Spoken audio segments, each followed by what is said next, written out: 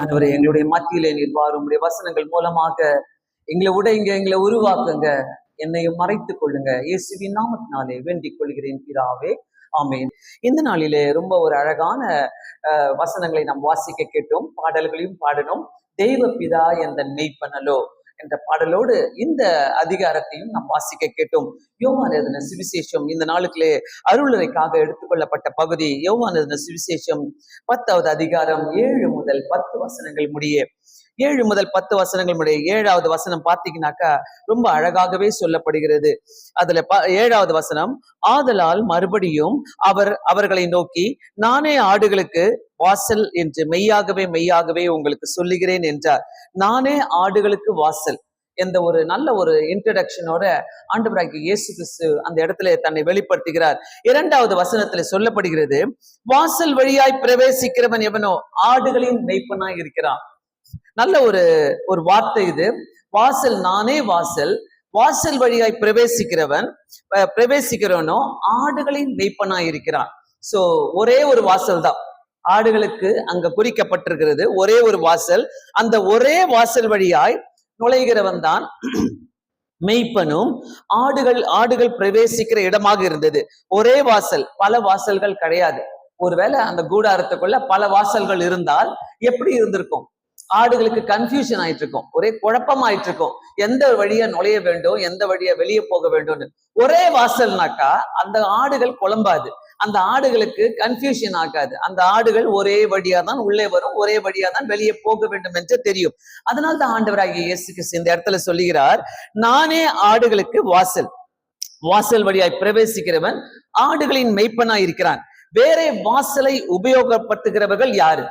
வேற வாசல்களை உபயோகப்படுத்த, ஒரே வாசல் வழியா ஒரு மெய்ப்பன் தான் போக முடியும், ஆடுகள் தான் அந்த வழியாக போக முடியும். ஆனா வேற வாசல்கள் இருக்குதா? வேற வாசல்கள் வழியாய் உபயோகப்படுத்துகிறவர்கள் யாரு? அதுல பாத்தீங்கன்னாக்கா ரொம்ப அழகாக சொல்லப்படுகிறது. 10வது வசனத்துல, திருடன் திருடவும் கொல்லவும் அழிக்கவும் வேறு ஒன்றுக்கும் வரான், நானோ ஜீவனை உண்டாயிருக்கவும் அது பரிபூர்ணப்படவும் வந்தேன். சோ வேற வாசல் வழியாக நுழைய முடியாது. 1வது வசனத்துல சொல்லப்படுகிறது, வேற வழியாய் வருகிறவன் கள்ளனும் கொள்ளைக்காரனுமாய் இருக்கிறான் என்று சொல்லப்படுகிறது.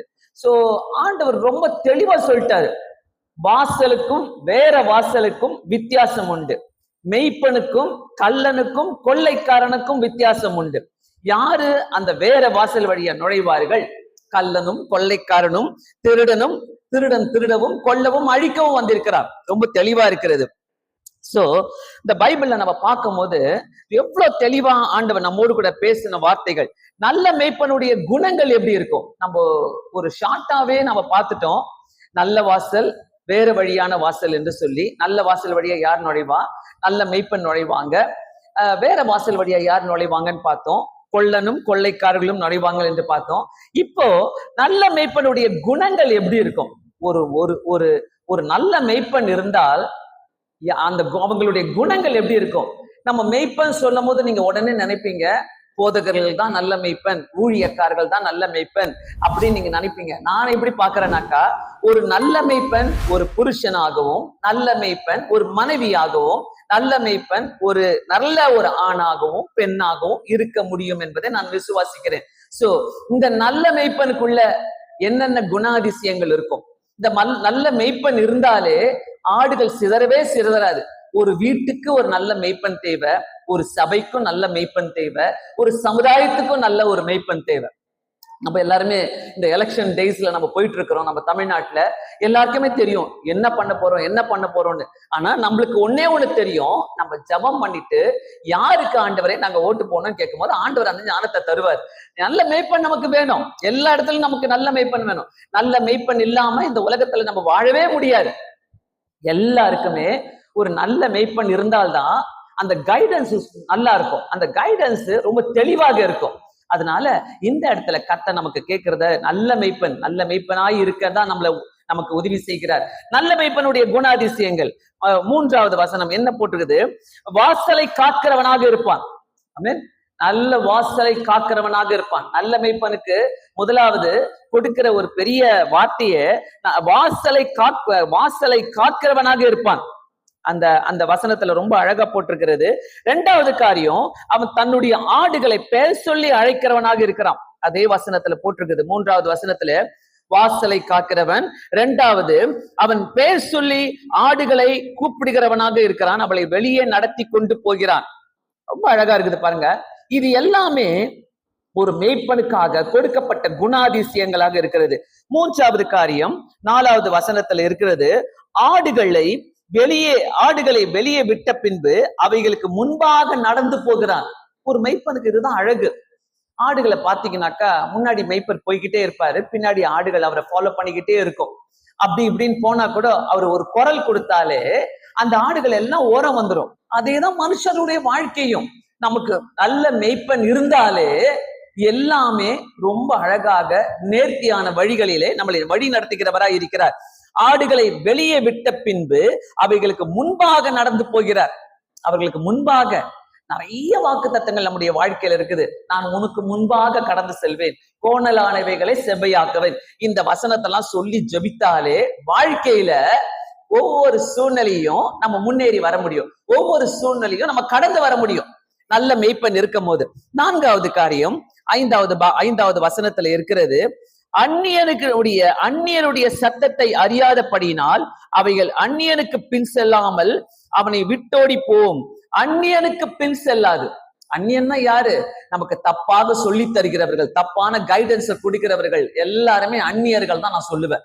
ஏன்னாக்கா நம்ம கெட்டு போகணும்னு சொல்லிட்டு ஏதாவது ஒரு குறுக்கு வழியில நம்மளை நடத்துறாங்கனாக்கா அவங்க நல்ல மெய்ப்பரே இருக்க மாட்டாங்க. ஒரு நல்ல மெய்ப்பனுக்குள்ள ஒரு குணாதிசயங்கள் இப்படியாக இருக்கப்படுகிறது. அந்நியனுக்கு பின் செல்லாது. அவர் குரல் தெரியாதவங்க, ஆள் தெரியாதவங்க பின்னால ஒரு ஆடு செல்லாதான்.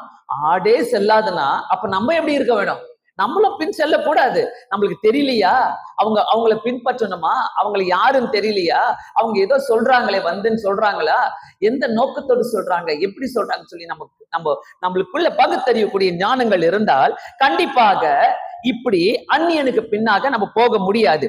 5வது காரியம் 11வது வசனத்துல சொல்லுகிறது.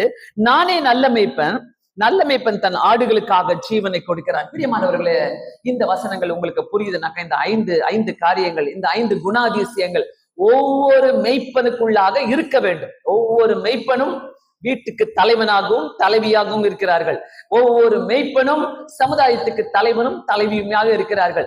ஒவ்வொரு மெய்ப்பனும் தன்னுடைய ஆலயத்துக்கு தலைவனும் தலைவியாக இருக்கிறார்கள். அப்படி இருக்கிறோம்னாக்கா இந்த குணாதிசயங்கள் நமக்குள்ள இருந்தாதான் ஒரு நல்ல மெய்ப்பனா இருக்க முடியும். ஏன்னா இந்த சமுதாயத்துல அநேக காரியங்கள் நடக்கும்போது நமக்கு தேவைப்படுவது, ஆண்டவரே நாங்க நல்ல வழியில நடத்துகிற ஒரு மெய்ப்பர்களாக எங்களை நீர் வைக்க வேண்டும் என்று நாம் கேட்க வேண்டும். 12வது வசனத்துல சொல்லப்படுகிறது. மெய்ப்பன் இல்லை என்றால் வாழ்க்கையே சிதறடிக்கப்படும். அதுல ரொம்ப தெளிவா போட்டுக்குது பாருங்க. மெய்ப்பனா இராதவன் ஆடுகள் தனக்கு சொந்தமல்ல இல்லாதவனும் கூலியால் ஓனாய் வருகிறதை கண்டு ஆடுகளை விட்டு ஓடி போகிறான். அப்போது ஓனாய் ஆடுகளை பீறி அவைகளை சிதறடிக்கும். ஆடுகளை பீறி சிதறடிக்குமா?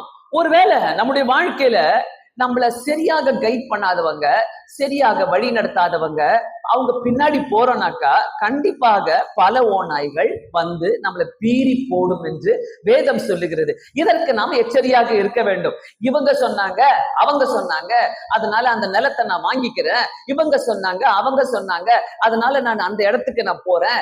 அதனால அந்த இடத்துல நான் பெண் எடுத்துக் கொள்ளுகிறேன், அந்த இடத்துல நான் மாப்பிள்ளை எடுத்துக் கொள்ளுகிறேன். யாரு சொன்னா? ஜெபிக்கிறவங்க சொன்னாங்களா? நல்ல நல்ல உங்களை வழி நடத்துறவங்க சொன்னாங்களா? இந்த பகுத்தறிவுக்குரிய ஞானங்கள் நமக்குள்ள இருந்தால் கண்டிப்பாக நம்முடைய வாழ்க்கையில ரொம்ப அழகாக எல்லாவற்றையும் கடந்து செல்ல நமக்கு கர்த்தர் உதவி செய்வார்.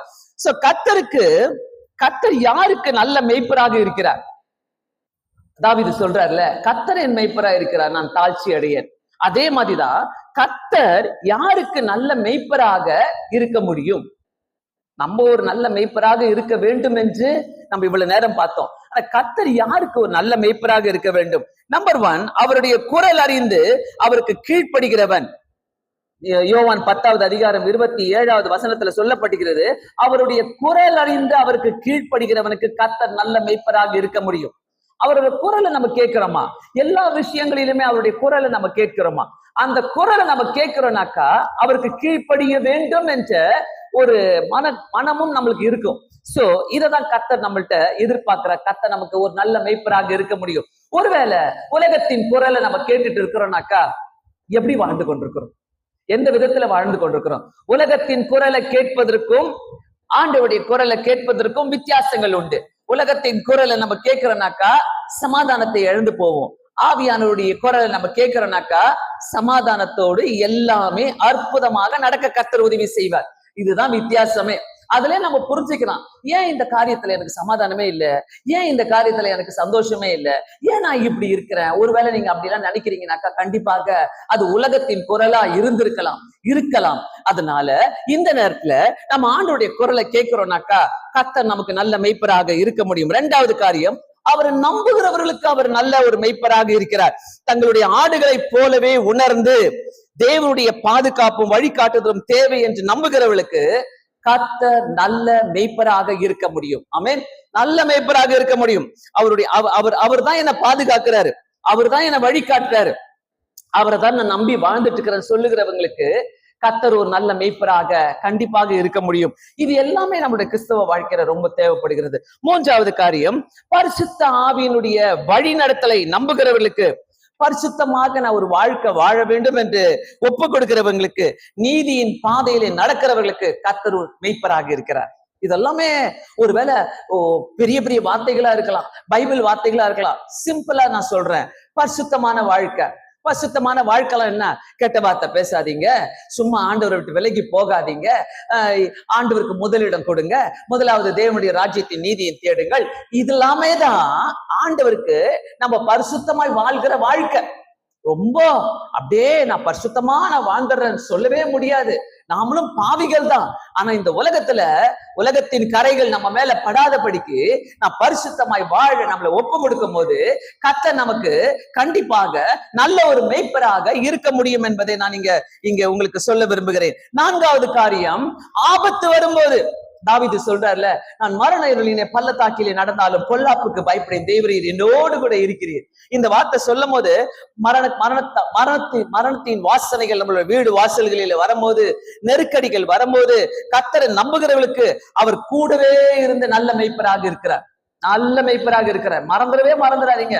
வியாதிகள் வரும்போது, கஷ்டங்கள் வரும்போது, துன்பங்கள் வரும்போது, துயரங்கள் வரும்போது, ஆண்டவரே நான் இப்படிப்பட்ட பாடுகளின் வழியாய் நான் போய்கொண்டிருக்கிறேனே என்று சொல்லி மனுஷனை தேடி போவதற்கு முன்பாக ஆண்டவரை நம்ம தேடுகிறோம்னாக்கா அவர் நல்ல மேய்ப்பராக இருந்து நம்மை வழி நடத்த முடியும். எந்த காரியமா இருந்தாலும் சரி, எப்படிப்பட்ட ஆபத்தா இருந்தாலும் சரி, எப்படிப்பட்ட துயரங்களா இருந்தாலும் சரி, வீட்டுக்குள்ள ஆண்டவரே இப்படிப்பட்ட காரியங்கள் என்னுடைய வீட்டுக்குள்ள இருக்கிறது, என்னுடைய வாழ்க்கையில இப்படிப்பட்ட காரியங்கள் எனக்கு புரியலையே, நான் என்ன பண்ணுவேன் தெரியலையே, ஆண்டவரே நான் என்ன செய்வேன் தெரியலையே அப்படின்னு சொல்றவங்களுக்கு முதலாவது நீங்க போக வேண்டிய இடமே ஆண்டவருடைய பாதப்படியில தான். நீங்க ஆண்டவருடைய பாதப்படியில போறீங்கன்னாக்கா எந்த கஷ்டமோ, பெரிய பெரிய கஷ்டங்கள் கண்டிப்பா வரும் தான். ஆனா நான் எப்படி கடந்து செஞ்சேன், எப்படி இது நான் என்னை விட்டு நீங்கி போச்சு, இவ்வளவு பெரிய கஷ்டம் வந்ததே.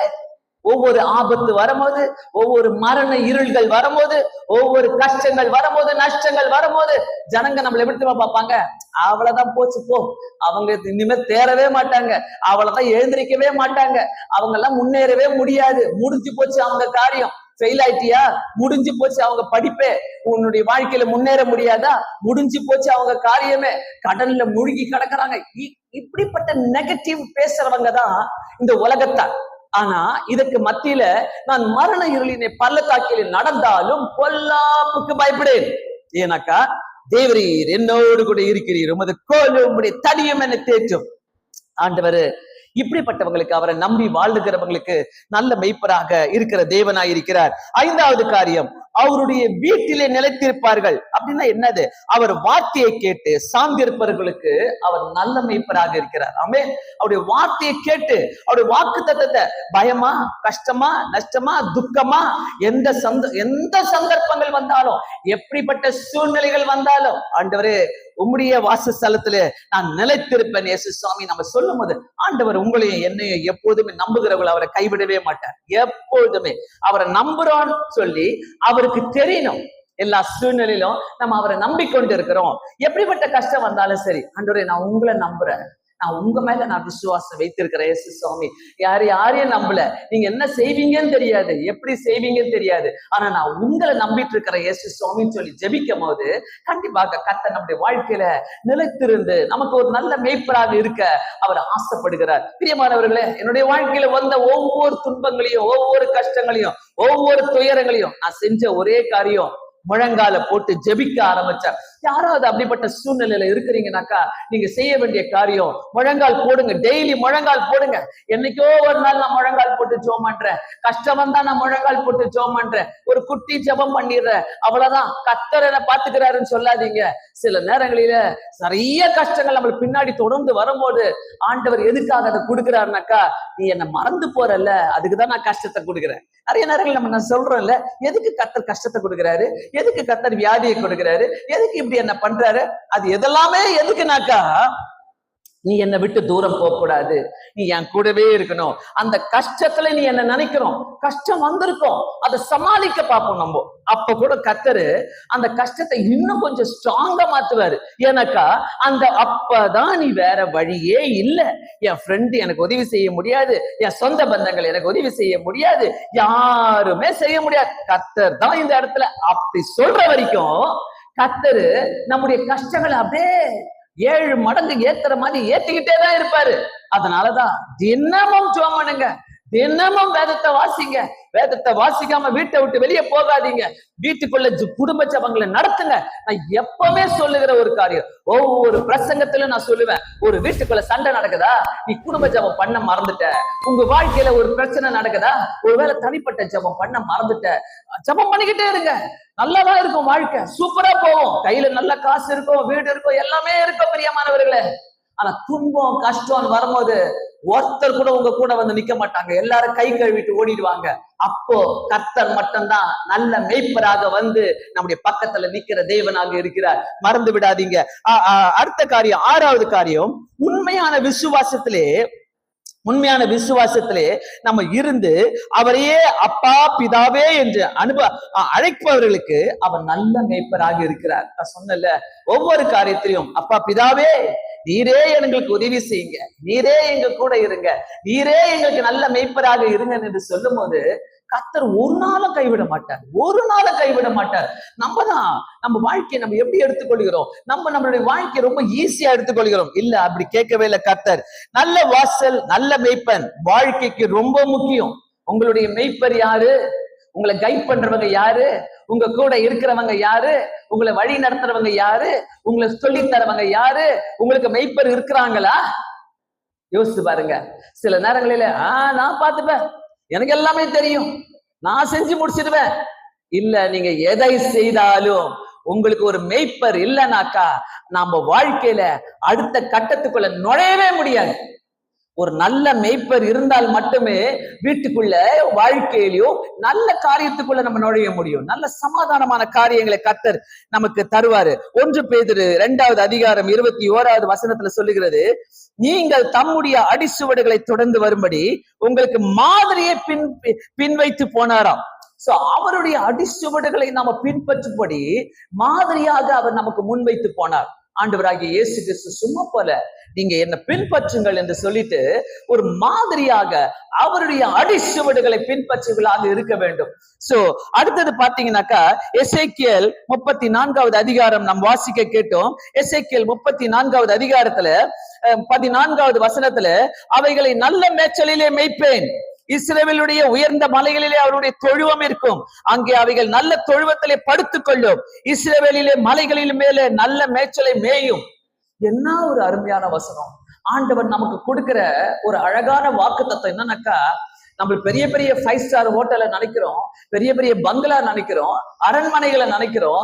நமக்காக நாம் படுத்துக் கொள்வதற்கும் நம்ம சமாதானமாக வாழ்வதற்கும் தொழுவத்திலே படுத்துக் கொள்ளும் இஸ்ரவேல் மலைகளின் மேல் நல்ல மேய்ச்சல் மேயும் என்று அருமையான ஒரு மேய்ப்பனாக இருந்து நமக்கு சொல்லுகிறார். அந்த 15வது வசனத்துல, என் ஆடுகளை மேய்த்து அவைகளை நான் மடக்குவேன். என்ன அழகா சொல்றாரு பாருங்க. ஒரு முறை நீங்க ஆண்டவரை நம்பிட்டீங்கன்னா போதும், ஒரு முறை நீங்க விசுவாசித்தீங்கன்னா போதும், நீ வந்துட்டியா என்கிட்ட, நான் உன்னை மடக்கி போட்டு என் பின்னாடியே நான் வர வைக்கிறேன், என் கூடவே உன்னை வச்சு மடக்குவேன்றாரு. இப்படிப்பட்ட தெய்வம் நமக்கு இருக்கும் போது என்ன பயம்? இப்படிப்பட்ட தெய்வம் நமக்கு இருக்கும் போது நமக்கு பயமே இல்லையே.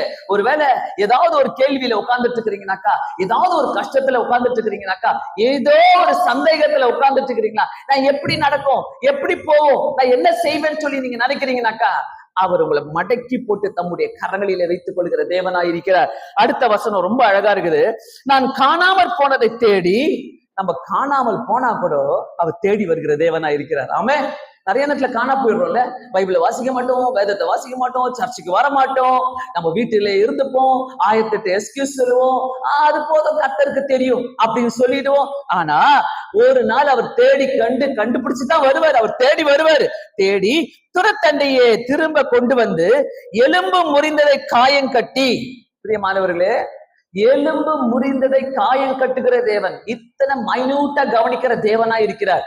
இத்தனை மைனூட்டா நம்ம மேல கண்களை வைத்து நமக்கு ஆலோசனை சொல்லி நல்ல மெய்ப்பராக இருக்க விரும்புகிறார்.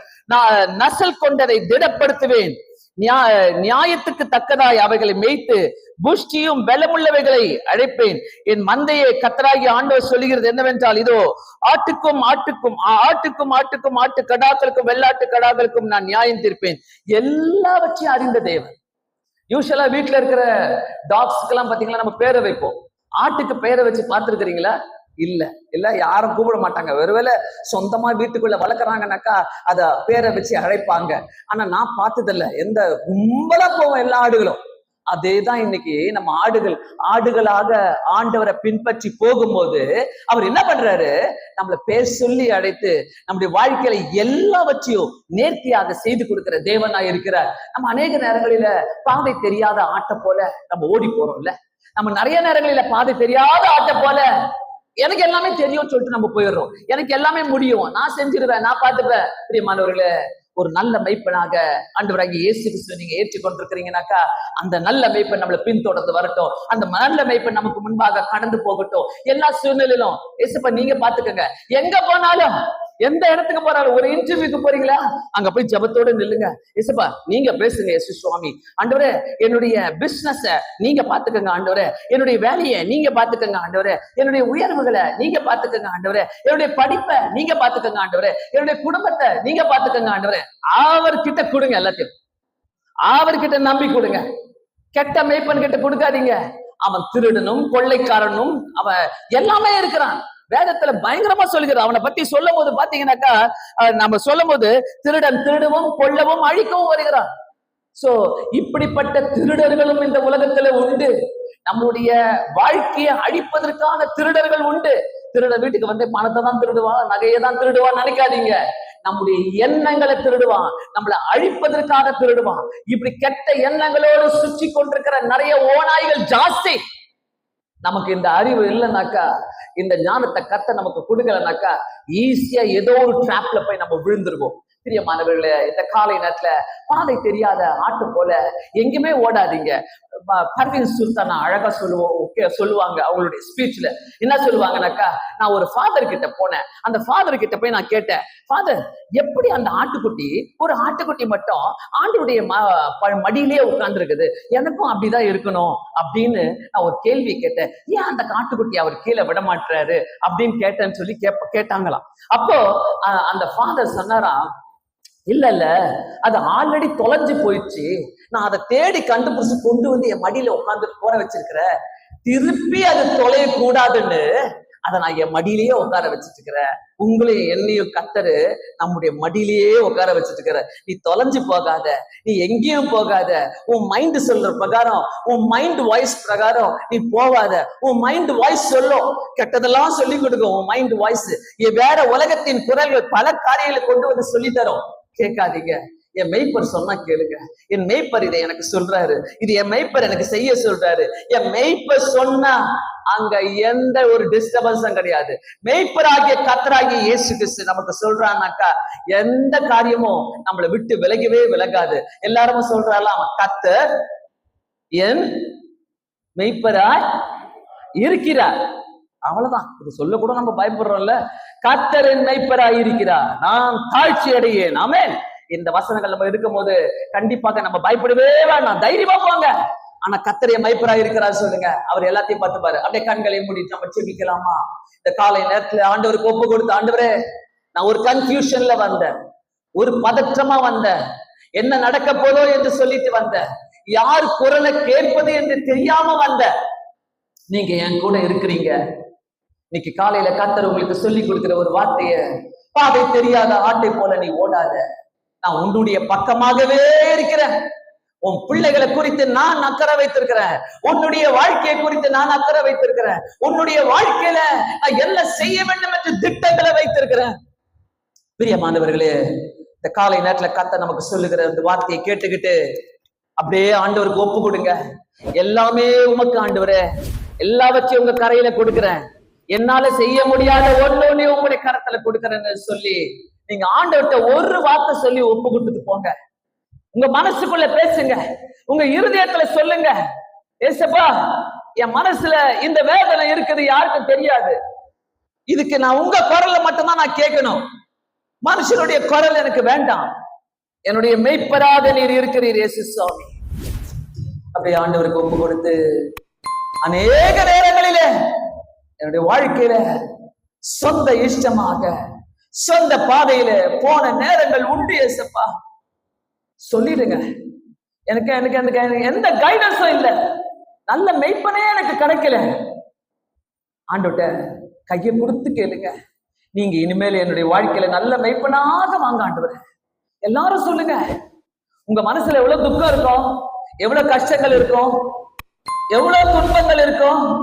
ஆண்டவரே அடுத்த கட்டம் எனக்கு புரியலையே சொல்றீங்கன்னாக்கா, பாதை தெரியாத ஆட்டை போல போயிடாதீங்க. ஆண்டவர் ஒருத்தர் இருக்கிறாரு, உங்களை வழி நடத்த, உங்களை பலப்படுத்த, உங்களை சீர்படுத்த, நம்மளை ஆசீர்வதித்து காத்துக்கொள்வாராக. ஆமென்.